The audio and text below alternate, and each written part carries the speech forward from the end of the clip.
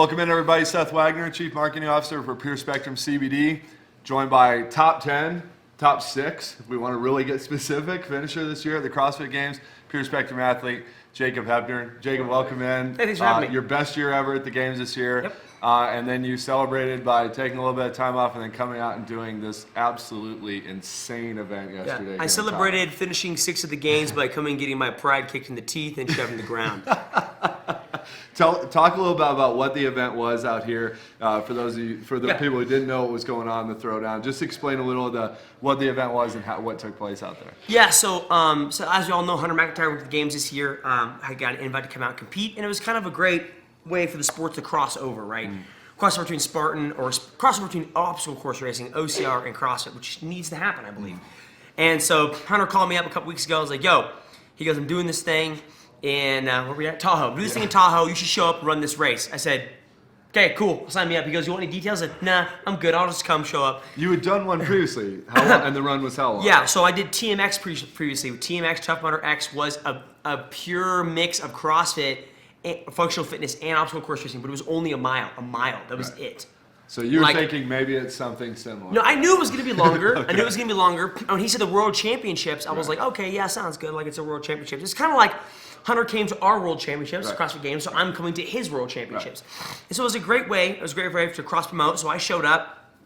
Did not know until a couple weeks ago, or like a couple days ago, that it was 13.4 miles. Where I don't think I run more than a mile a week. Well, that's just 13.4 miles. It's not like you were running on a beach for 13 miles. Yeah, on gravel, yeah. 4,500 foot elevation climb over the course of 13 miles.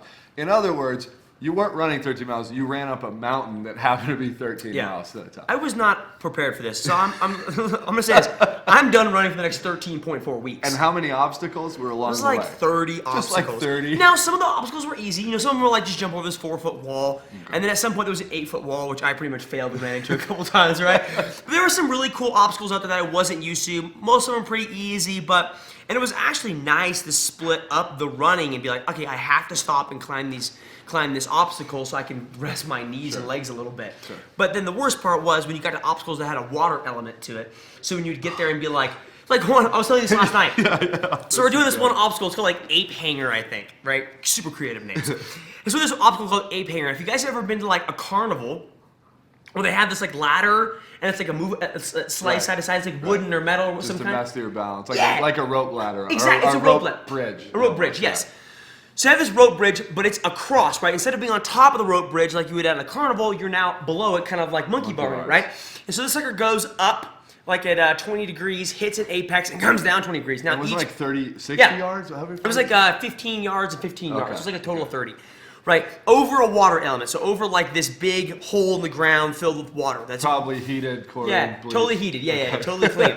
Right, and so you would think like if you fail, you fall in the water, obviously. And every element has a bell. You have to hit with your hand. You're like, oh, I'm done. You hit the bell. Therefore, the judge knows. Oh, okay, Seth got the obstacle done. He's good. He can leave.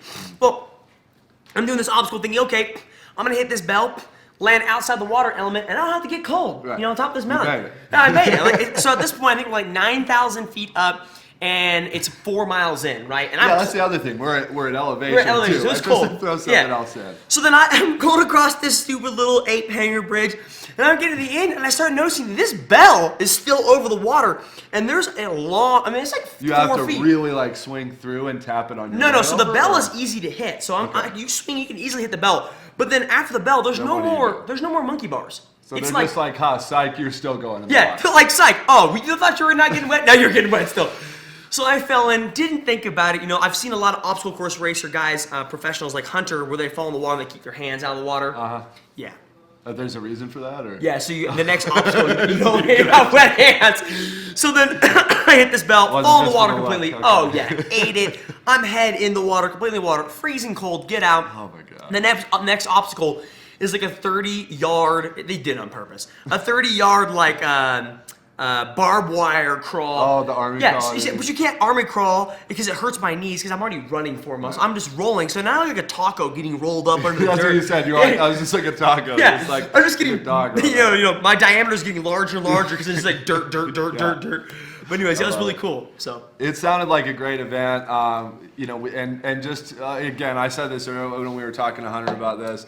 Big shout out to you, especially you, but also like Sean Sweeney, Chandler Smith. We had the great opportunity to meet last night. But just you guys who you have that name recognition in CrossFit. You know that running 13 miles up a mountain against these guys, you know how that movie ends. But like you guys still came out here, you threw down, same way as Hunter. You talked a little shit, you came out here, you threw down, in way outside your comfort zone, which I just think is super cool. And I personally, Hunter was like, yeah, I'd love to like keep doing things like this. And my hope is that like next year we're talking about 7 or 8 of those top 10 names or top 20 names that also come out here, because I think it's great for the sport, for both sports. Well, if you look at I actually did a YouTube video on this where I took the CrossFit. In CrossFit we have like a pyramid, CrossFit pyramid. It's called the hierarchy element of skills. It's a super stupid name. It's a CrossFit pyramid, right? It's like what's important for a CrossFitter? Base is nutrition. Oh, okay. Okay, and the next thing is like metabolic conditioning, and then we've got like gymnastics and weightlifting and then sport. At the top of our pyramid is sport, and what we mean by the idea of sport is the idea of we spend all of our time in 4 walls doing fitness, and that's great. But at some point, you need to take what you've learned and apply it to real-world applications. Right. Yes, we pick up groceries not using our back. Okay, cool. But like, take it out of the 4 walls and use it in a sport that you're not used to. The idea of sport and CrossFit is take it out, use it in something, and try new sports. Right. And that's what we did. Like, I went out. Yes, I did TMX, and I was somewhat used to obstacles. But a mile compared to 13.4 miles with 4,500 feet of elevation gain, significant. a little bit harder. A little different. And so it was really cool to come out here, and I knew coming into this that it just wasn't going to bode well. But I thought, you know what? First of all, Hunter's like, he can call me up and ask me anything, and I will say yes, because we're just good. You guys are what we call game. Yeah, I'm game. always game to do something stupid with them. I love it. And this was the definition of stupid. Show up, run 13 miles, something like you're right, completely out of my comfort zone, but totally worth it. You were talking about last night, we were getting some video of you. I gave him a bunch of the formerly known as Afterwad. Now that we're post new product launch, it's the new product's now called Recover, but our high concentration salve. Obviously, I'm going to take every opportunity I can to get that kind of footage, because I was like, man, if he's hurting this bad already. Yeah.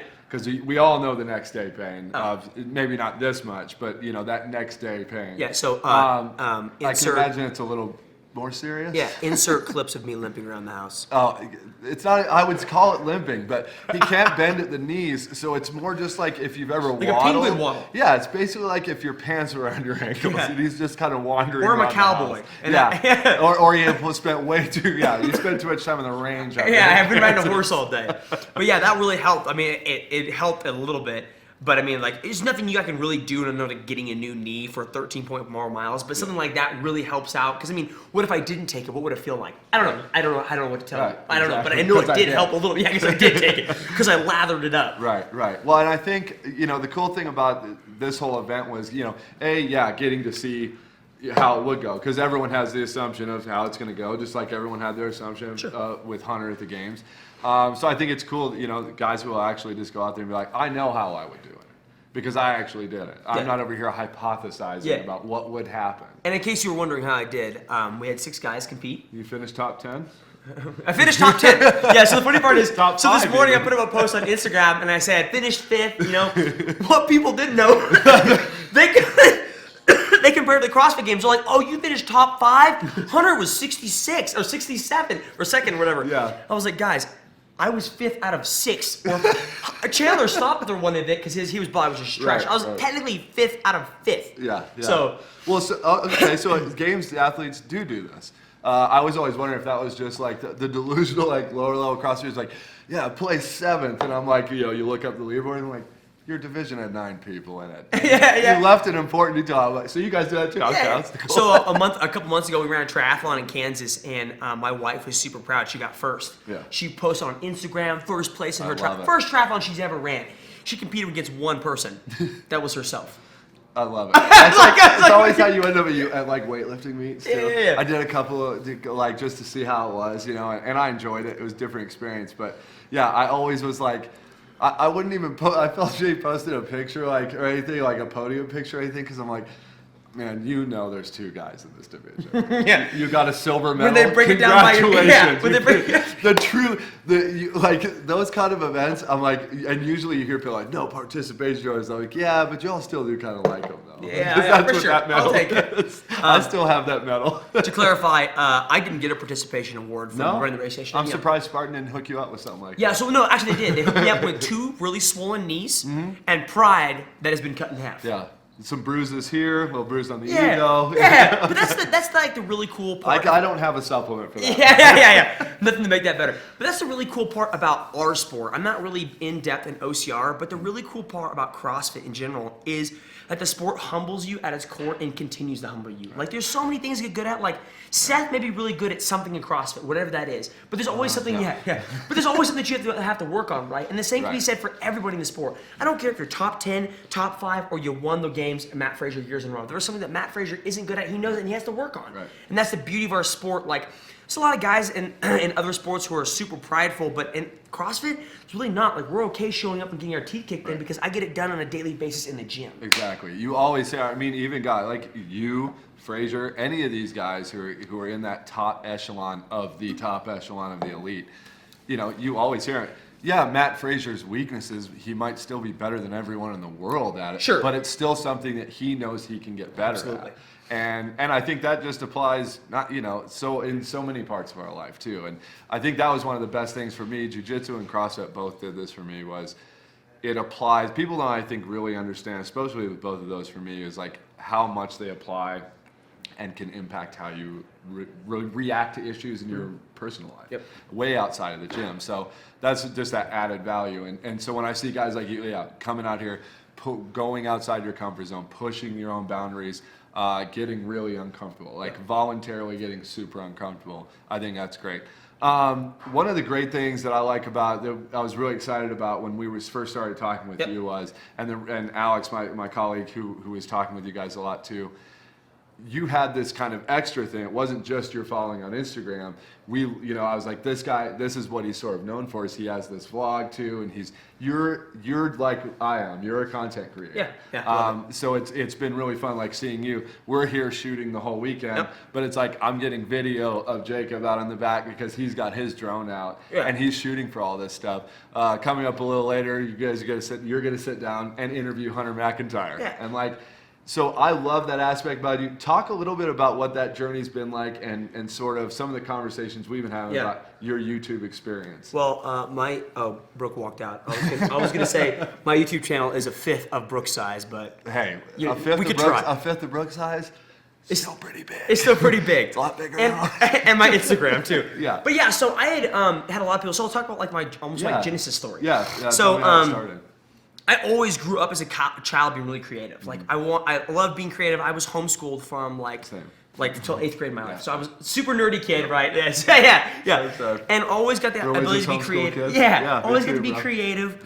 And so when you leave elementary school and go into junior high and then go into high school and go to college, you tend to lose that ability to be creative. You can write English papers isn't really fun to be creative. Like you want to do it on your terms. I want to have real fun. Creative person wants to do it. I want to do something cool. And for me, growing up, Legos was like the best outlet for me. Lego and my Lego listening camera. to my own childhood. I'm percentage. So like I had this. Did you ever have the Lego camera? I don't know if I had the camera. It was a camera. It wasn't a video camera. It was a disposable. It was a Lego camera, but it took pictures, uploaded to a computer. Then you put pictures next to next, and you move the Lego guys. And so it looks like they're walking. Like right? a set. Okay. Yeah. So it's like playing with Play-Doh or something. Yeah. And so had the opportunity to be really creative there as a kid, but then when you go to college, you tend to lose it. Like I'm busy with football. I'm busy with like trying to get stuff done. Trying to find a wife of some kind, whatever I'm doing. Been down that road. Yeah. And so, and then, doing CrossFit and not really a whole lot of creativity there. Yeah. People kept asking me, you should start a channel, you should try it out and do something like this. You got to get that outlet again. Yeah. And so I decided, I'll give it a shot, I'll buy a really cheap camera and try it, and then fell in love with it. Like the ability to shoot something, edit it yourself, and really show people something that you created. Right. And in the beginning, you tend to think when you do a channel, and Brooke will probably agree with this, and now she's back after I said her channel was like 10 times as big as mine. Yeah, it's much smaller than Brooke's. Is the idea that you spend a lot of time creating something you think, people are going to love this video. Right. Because I love this video. Right. But you're biased because you spent time creating, and you put it out there and no one likes it, and you're like, okay, well, cool. Like that was a waste of my time. Missed that one. Yeah. But I really enjoy the opportunity to just create content. And I think it's important for people to see the whole purpose is when I started college, my first day in college football, I remember walking into my locker room. Where did you play again? Central Methodist University. I was a terrible athlete.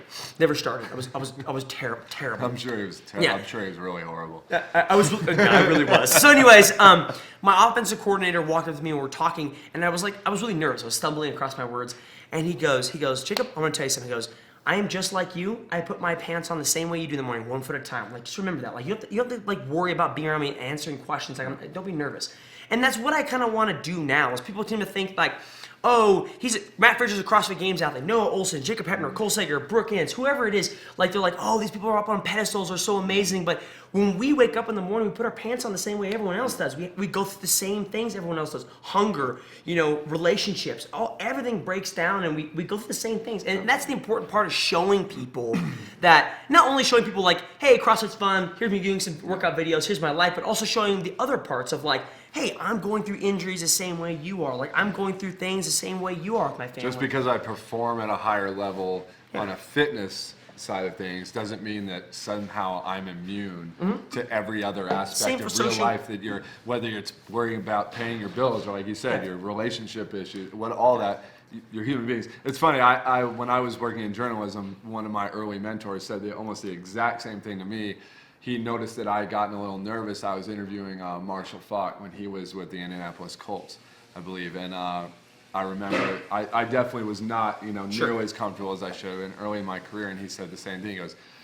He's like, you're going to interview presidents, you're going to interview senators, you're going to interview all these people in your career if you stick with this. And he's like, you have to remember they put their pants on one leg at a time. He's like, they don't do this magic jump into it. Because I've been practicing for years. The second he told me that, I'm like, so that's definitely what I'm going to try and start doing. But yeah, I think it is important, and it provides, one of the things Brooke and I were talking about was, that the ability on social media, on any of these channels, for me as a content creator, the only time I know it's really, really good content is if I strip away all the facades and I'm willing to be vulnerable. Raw. And willing to show sides of myself that maybe aren't quite so glorious, and that, and so much of social media is tied into that. And I think that's the great thing about your channel is it is so clearly personal to you. There's nobody pulling the strings there. You are spending your day going, you know what, just like we do, this would be a cool idea for a video. Yeah. So we're gonna go do it. Yeah, like a couple days ago, I was like, it'd be a cool video if I walk in and just ask people at the Spartan race, like, do you know any professional CrossFitters? You literally walked into the kitchen. We're all in here. You said, here's this idea I have. Yeah. And I just started laughing. I was like, man, that's gonna be good. It turns out, go to his Instagram, scroll down to when we were in Tahoe. It's the most way. You go out there, and she goes, "Oh, I know Jared Heppner." Yeah. I've now been slipping up and called. I was like, "Oh no, Jacob." Yeah, and you end up with these amazing pieces of it's just content fun, out of the middle of nowhere. And let's like talk about like the idea of, I think when you look at social media, people tend to call you influencers, right? And I spent a lot of time with Cole Sager in Utah a couple weeks ago, actually with Brooke also for FNX retreat. Great content. Yeah, great content, and we had a good time. But it was really cool to sit down with Cole Sager and talk about it more because he spoke some words to me that really resonated with me, and I remember now is the idea of he doesn't like being called an influencer. I don't mind. At the time, I didn't mind being called that. Whatever, who cares? I don't put it on my resume. Yeah. But also an influencer. But Cole's like, I really don't like that idea. He's like, I don't like being called an influencer. He's like, I want to inspire people. And that's really what we're trying to do here is like when people think of influencer, they think I'm trying to push a product, which you have to do to some degree. Don't get me wrong. That's how you support that. Exactly. How I support my lifestyle. But at the same time, like, I don't want to influence people and just be like, oh, I'm going to go to Jacob Heppner's channel and always see him selling product. Yeah. You want to inspire people, and then when you inspire people to go out and get off the couch and go to a Spartan race, get off the couch and go to a CrossFit class, get off the couch and go, join. Shout out to Brooke Ince's program, Naked Program. Naked Program. Jump on Naked Program. Like, whatever inspires you Throw to on get some of that answer. I don't want to be doing ads all the time. Whatever you're doing, you're inspiring them to do something. And I would rather inspire people to do these things. And then when they jump in and do these things, they're like, okay, well, now I want to help support Jacob. Yeah. And if that's through Pure Spectrum, if that's through this and that, whatever the case may be, that's great. But you'd rather inspire people first. Right. No, I absolutely agree. And Brooke and I touched on this yesterday. Just So talking Brooke and I about are pretty much talking about the same thing. no, but it's interesting because you guys both you have this other channel that, you know, because to me it's like your YouTube, you use Instagram effectively to push to that, which I think is really cool. That's something we've tried to do when we've started launching new content. You can't make money on Instagram. Yeah, and I like seeing, I'm like, you know, I like how you use, it's like, you know, you have a minute here, maybe you go a little over into like a 3 to 5 for IGTV or whatever, but then, you know, that's all designed, that's the funnel, you know, you're like, hey, here's something I did, here's a little clip of something I did. If you like it, you can go to here, and that's where you're monetizing it Seth, on the YouTube side. would you consider me good at marketing? Yeah, absolutely. What did I major in college? Psychology probably, or something like, or I don't know, something not marketing. Math. Yeah. You know, I definitely wouldn't have guessed that. It's interesting. Somebody was telling, Jen Smith. When I asked her she said I worked in marketing. I said, did you go to college? She goes, I actually have a degree in psychology. I said, that's when I am looking at resumes for any marketing professionals. That's the #1 degree I want to see before anything else. Psychology? Not marketing. Psychology. Really? Because, bro, I don't understand listen, people. all the marketing shit, dude. It's a bunch of cookie cutter, like people who couldn't do taught, and so they teach it. It's a bunch of It's like this is how you end up with like all the same marketing word salad, like where you're like, I just listened to this guy talk for a minute, and I realized he didn't say anything. Yeah. Because he just used words like synergistic, and you know, and made it sound clever. And I think marketing is at its barest level, and I know your wife is a marketing professional as well. At its barest level, I think is just figuring out you want to produce a desired reaction from a person or a group of people. Yeah. And what better way to understand that than to really start unlocking some of the ways people think. And I think some of the earliest PR and marketing people who really sort of in that Mad Men era, who really brought all of this to fruition were people who could figure out that like it's just about figuring out how to get a reaction to something. And that's not manipulative. If your reaction you might want from a video is to have people come away from it being inspired. Yeah. That's healthy. It's not or manipulative. have a good laugh. Exactly. And I know what people laugh. Yeah, exactly. You're like everyone is like I think this is funny. And the other thing is I wanted to ask you about this because for me so much of what I do on the email side or on the social media side is sitting there trying to figure out and look at all those analytics and everything. So, and one of the reasons that whenever we contact influencers, we always write in the comment, yes, we need you posting a certain amount, but I always put in there, I want this organic to you. Yeah, sure. Because I understand that you know your audience so much better than I know your audience. And that's honestly, you guys put that in my contract, and I was actually surprised because most of the time I have to push that on people. Because I've had a lot of sponsors that I actually didn't end up working with, but a lot of people that wanted to work with me that were like, hey, we want this per month, and that's fine. Like it has to be in a contract. You have expectations. Everyone has their way of doing it. But they, at some point, like, you don't follow Jacob Heppner, you don't follow Cole Sayer, you don't follow Hunter or Brooke or whoever, Jen Smith, whoever the case may be, because you want to see a picture of a can of their product or what they're doing or their clothes. You follow them because you want to see them. Right. If you want to follow that company that has the cans or has the product, then go follow that company. Right. But you follow them because you want to see what their reaction. And if they slip it in, great. If it's organic, awesome. But like, no one wants to see like a picture of Monday morning, a picture Pure Spectrum Monday. Yeah, like I just can't do it. Right angle on now, if I get a cute, I have a photo. I didn't get to post it yet because we didn't get to do it. But if I have a photo of my dog and some of your product or 4 dogs, and it's something that looks cute, great. I'll post it. That was funny because even when we did announce it, and I said, hey, this is the time we're gonna do it. So if you could put up your post here, and you sent us the picture, and I was like, yes. You could have just gone like this and held a picture of the product, but no, it was so much more Jacob Heppner. So let me ask you this. And your audience knew that because they're like, oh, there's Winston. I know Winston. Yeah. So here's the problem I'm having is what's going to happen. Do you think I branded myself around a corgi? No, You don't think so? The corgi is branded around. So Winston's channel doesn't exist. He doesn't have any. Winston has been clout chasing off you from the beginning. Let's be clear about that. Yeah.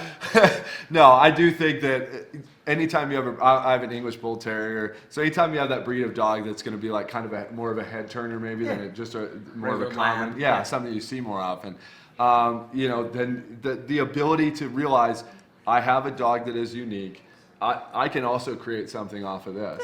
And I definitely have been like scripting out commercials for EndoPet around my around my dog and everything. So and I love another Bethany Shadburn has is it Bella, I think is Yeah, I think so. Bella? Yeah. Just such a beautiful Or Noah like, Olsen's bulldog. Maximus, yeah. Maximus. Yeah. So you know, and I love seeing that too. You guys are figuring out additional channels, and so you asked like, do you think I'm good at marketing? Yeah, your personal brand, like you now have multiple channels set up for your personal brand, including one that's not even you. Yeah, You know, yeah. that is a dog. Would you want to sponsor Winston? So I did try. I literally did. Listen, I had a contract set up with a dog. I won't say who. Okay. In case anyone knows that dog. Can you or do? anything. Is it legally? Can you? I mean, can you? Well, do that? obviously the contract. Someone Is, signs for obviously the the dog. contract is with the owner and everything. But I remember when we were looking through it, kind of just auditing like the program, figure out, and I'm like, I just don't think I can bring myself. I was like, if I'm already paying X person, can I really like bring myself to have a dog? I was like, this feels goofy. Yeah. And I was like, I But think you I'd have- rather just have someone in a contract, and if they have a dog that does have a bit of a following, I'd rather have that be organic. Oh, yeah, that makes sense. And, And like if me. it does. Like if you Yeah. posted, you putting EndoPet on Winston's Sure. food, that's cool because that's organic. And Yeah. I know it's not like Winston every 3 posts is posting about Winston's doing a cartwheel over his Instagram or over his Pure Spectrum sick, bottle. I mean, that'd be lit. Let's do a blog on that. So let's talk a little bit about you're coming out of much different season. Sure. Everything's so different. Sure. From and that didn't just start, but I already talked to some of the athletes. I get it. Probably gonna be the same from you, but this is this has to feel like we just did the games. I'm immediately rolling into the Open. I mean, we're what, 2 weeks out, it's a 3 weeks bit out? rough. Yeah, it's a bit rough. We're just gonna see how it plays out. Unfortunately, I have a couple nagging injuries that come from the games. Like that just happens when you push yourself to a certain level. Like it's gonna happen. And like the part is like these nagging injuries, they need rest. But you can't really, as soon as you get on the games, you can take a couple weeks, but then you can't take a few months because the Open's already here. Now, if the Open was in February, absolutely I could do you're that. chilling, yeah. But I can't. And so the goal right now, what we kind of did is kind of just roll from the Open like the rest of the season just kept going. And then after the Open, depending upon how it fares, let's say hypothetically, best case scenario is I qualify. Great. Now I'm gonna take a little bit of time, maybe do I a was gonna sanctional say, for fun. Is then the break off? Yeah, Or would you we'll take a still break and do a sanction? sanctional probably for fun, just for kicks and gigs. But then, But you probably wouldn't be doing that until when? Like if you qualified in the Open. I would probably go do one because I'm already in shape, just for Okay, fun, just okay. hang out with some guys, And then take some It's time. important to go out there and do things, so not just like hole up like a hermit, which I've been known to do. And so, Hermit CrossFitter Jacob. yeah, where's he at? He's I in his just pictured you with He's a in his beard, basement, and I don't like know why you have a gremlin. cane, but- Yeah, well, because I can't walk. Today. Yeah, but I mean, if the Open doesn't fare out for well, and I can't place top 20, no harm, no foul. Like, there's 28 sanctions. Like, I'm gonna pick one, and honestly, then I can just take some rest, fix my body, and then focus on a sanctional sometime in the spring. Right. So I'm just gonna kind of play it by ear and to see what happens. Like, Okay. it's just different this year. We're just gonna have to kind of see what happens. Yeah, it is. It's weird to look at it and see like, to talk to the different athletes and, obviously based on where you are on that leaderboard, where you have been in the past, the strategy, it can be so vastly different. If you're just not, if you can already know you're not going to be in that top 20 of the Open, you're already starting to figure out Where I'm going, what yeah. sanctionals am I going to pick. I know, like we were talking to some of the other athletes, it's like everyone's going to be at Rogue. Yeah. Like certain ones where it's like that's going to be the hardest route. Yeah. If you go through that one right Sure. there. So it's interesting. It's always interesting for me to get that take from you. What else is coming up next year? Like what other outside of CrossFit maybe what else do you have kind of set up next year? What are the goals that you're looking to accomplish? Yeah, so I mean, right now, really the 3 things I really focus on because I don't have a job right now. I decided to leave my job and focus on 3. What were you doing? I was a project manager for a web development company. That's right. I Yeah. think I do remember that. Work from home, super huge blessing. I mean, I could have worked from here had I been working with Wi-Fi. Yeah. But the 3 things I'm really focusing on now after I stopped my job was obviously CrossFit. My company, Midwest May, would do programming, and essentially just what I'm doing at the time.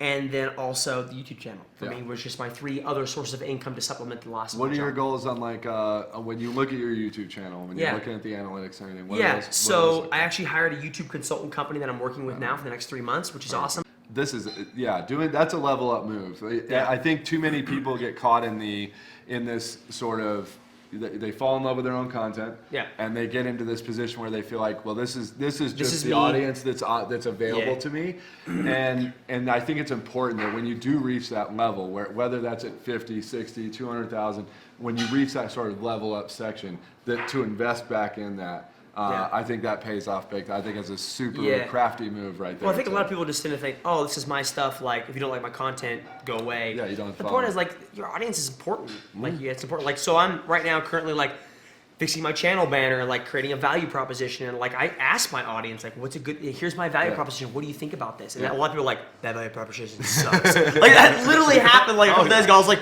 okay, guys, we'll back to the drawing board. Like, looks like this one's a strike. Yeah, and the funny part is like the company that I'm working with was like, hey, here's a good value proposition. We think you should do this. So I was like, I'm not gonna tell them what I'm gonna do, but I'm gonna show my audience, see what they think, and they hated it. And I'm like, okay, guys, well, yeah, they hated it. Like I want to make something. Now, there's a point to which you don't change up everything just for people watching. Right? I'm not gonna live my life for them. Sure. But at the You same wanna time, be real. You want to still be real. Jacob Heppner. But at the same time, it's like, well, they know me too. Like they know what they kind of want to see, and they're not gonna want to watch it if it's just like, that's terrible. Yeah. So. No, I've enjoyed it. I've been CrossFitting for just sort of weekend warrior CrossFitting for like 2013. Yeah. So I've kind of watched, seen your career just play out just from that time on, and to see like it was cool because I already kind of felt like I knew you a little bit. And YouTube allows you to just know more. I know. Yeah. It's just longer form content. Yeah. But I promised my boy that I would save this for the podcast. But so I've had to not say this to you like the whole time we're here. So my best friend is the guy who did the Zebex rower in the Open. Who you called out. No, I didn't call him. I called out anybody who does the Zybex rower. He just happened to be him and his teammate had the best scores Oh, okay. in the Well, world. then I called both those guys out. Right. But the video we did of us rowing with the dog yeah. spraying him, that was the best video ever. I'm literally in Casper, Wyoming. My very, very close friend Westy trains with Malachi. Yeah. And Westy's a very high-end athlete himself, like pretty close to Mal. But I remember, so Mal had reached out and he had asked me, he's like, what do you think? He's like, we got set, they had 6 Zebex rowers. Yeah. And one of his training partners who had a garage setup had brought a concept too and said, hey, in case you guys need this for the Open. So he said, he showed me the letter he sent to HQ, the email. And the only response he got back from HQ was, as long as the rower counts calories and meters. And I'll pause you there. Because actually on Zybex's website, if you read it, because I made sure to read and do some research before I call out people on Instagram, it actually says we are in accordance with the Constitution. We are very. They have a percentile. They had listed a percent. And so, like, to be honest, like your friend was probably in the right. And like, I love HQ, but they don't. They never give you a black and white answer ever. Because they're lawyers. And so they got this very non-black and white, very open-ended type answer that you could interpret it up 20 ways. So I knew, the funny thing is, and we never put out the video of this, I don't believe he did. My advice to him was not to, it was just to let it go, but because he did it on the Zebex. Yeah. And obviously got, one of the best scores in the world. Yeah. And then the only person who beat him was Johnny, who trained with him. Yeah. But he also did do it on the concept too. So we were, when I reached out to some contacts of mine at HQ and I said, what's going to be the move here? Are you guys going to invalidate his score? Because they were not getting back. Yeah. And I said, if he needs to resubmit, we have a video of the concept too. Yeah. However you guys want to play it. And when they came back and said they were going to issue a penalty, I spent a good amount of time on the phone that day, and I said, I think the precedent has been set. If you're going to do a penalty, it should be 10%, the same as bridges. I think it's 15%. The deadlift. Well, they did 15. Okay. They cut, but they had penalized bridges on the deadlifts. I believe it's 10%. I could be wrong about that, but I believe I looked at it. Doesn't matter. And 10% would have still had him be like 24th in the world, and they hit him with 15, and he dropped to like 64th. He was still made regionals, his first trip ever. He was able to come back, but his concept 2 score was significantly better than the penalized score. And that's why I was so adamant, because I knew 10% was very close. Yeah, you were asking it. Yeah, that's a good question. So we thought about putting the video out and be like, hey, this cost him 17, right? And maybe we would have if he hadn't made it to regionals. However, I will say this. I was in that room the day that post went up, and I have to share this, because when we signed you, I got a text from Westy and a text from Mal that said, what's up with you signing Heppner, bruh? Because in that room that day, when you put that post up on Instagram, I was like, this snitch bastard is just calling out. CrossFit HQ would have never even done anything. I was like, till this golden boy over here posts this video. No, on I think I did it Instagram. after they invalidated it, right? No. It was before? It was before. Well, I'm sorry. That's And hilarious. so I was like, dude, if I ever get a chance. I'm gonna punch And then, this and kid. then it turns out that when I did get a chance, I just signed him. And That's I told so Westy funny. goes, I gotta say, Seth, I'm a little surprised. And I said, well, that's business, man. You gotta take all that. Obviously, like, who cares, right? It was such a, But at from the your time. yeah, at the time. for your perspective, you're thinking, okay, well, I mean, he did put up some funny content. It got a lot of views, so he knows what he's doing. So I want Oh, to sign him. 100%. It makes us proud as sponsors to see, when our athletes are doing do things something like random. that. So I appreciate it. Thanks for stopping Yeah, by. so-